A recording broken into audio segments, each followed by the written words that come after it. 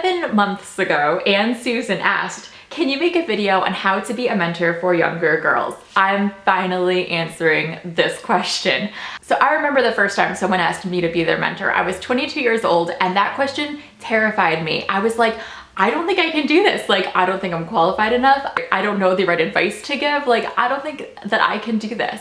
And if you're feeling that way, I have 5 things that you need to know about how to be a mentor. And I think they'll empower you to realize that maybe you can be a mentor too.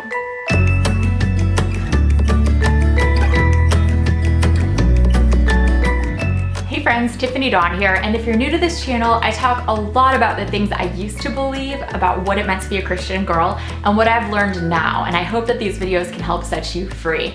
So you can you can subscribe below if you would like to. So if you're anything like me, if someone asks you to be a mentor, inside you panic a little bit. And what I've learned is that as we grow in God, we'll be asked to be mentors before we think we're ready. And I think that's okay, because I think the key is if you're a little bit older, maybe you've had a little more life experiences, maybe you walk with God a little bit longer, then you can be pouring into somebody else even as you have people pouring into you, even as you are being mentored yourself. And these are the 5 things that I think you need to know about being a mentor. So number 1, mentorship is about presence. It's about being present with that person on their journey.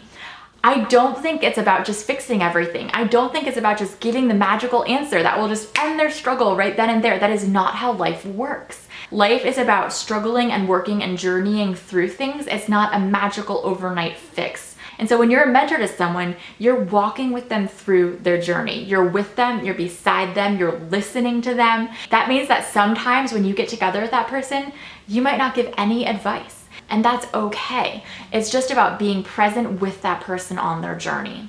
The second thing it's about is invitation. Inviting them to come deeper with God, inviting them to wrestle with the hard questions, with the hard parts of their journey, helping them see the places where God is inviting them deeper, even in their struggle. As you're listening to their struggle, as they're sharing their struggles and their stories, you to be able to pick out of that little situations where you're like, right there, like God's inviting you deeper. Right here in this struggle that you don't know how to fix, or right here with these questions that you're wrestling with that you don't have an answer for, like this is a moment where God is inviting you closer. So continually reminding them that there's this invitation to come closer to God.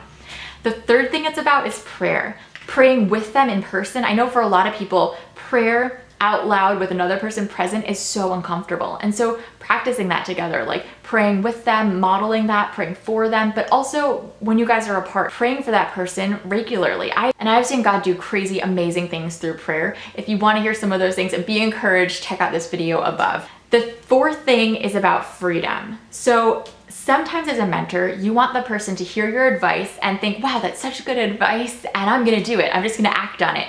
But you need to give them the freedom to not just act on your advice. And they don't have to. Our advice won't always be right. Our perspective won't always be right. It's just giving a different perspective that they can consider. So their walk with God is not going to look just like yours. They're not going to worship the same way as you. They're not going to pray the same way as you. They're not going to study the Bible the same way as you. But just kind of putting ourselves aside and saying, I want them to be who God has made them to be, not a clone of myself, not someone who always agrees with me. And the fifth thing is vulnerability. It's so important to share some of the ways that we've struggled, some of the ways that God has worked in our lives and turned our brokenness into beauty. That doesn't mean that this person is now your confidant, that you are unburdening your deepest, darkest secrets to them. I don't think that's appropriate. But finding things that are appropriate to share about ways that you have struggled, ways that God has worked in your life, ways that you are imperfect, so that they know that you're human. Recently, I read this tweet by Christina Kuzmic who said, when we want to reach out to someone who's struggling, let's make sure we're not looking down on them. Look at them. We're all human, we all struggle, and we're not helpful when we're standing on a pedestal. We're helpful standing side by side. And I thought that was so well said. It's easy to want to stand on a pedestal, just act like we're all put together, we've got it all figured out, instead of relating on a human level like, I'm imperfect, I struggle too. And that helps the other person feel more comfortable and kind of puts you on a side-by-side rather than a pedestal relationship. So presence, invitation, prayer, freedom, and vulnerability. Another question you might have is, how do I start a girls' Bible study? You might think, there's a group of girls I would love to pour into right now. I want to get them all together, start a Bible study. How do I do that? I have a video for you. It's linked right up above. So I'll see you over there. Love you, girls. Bye.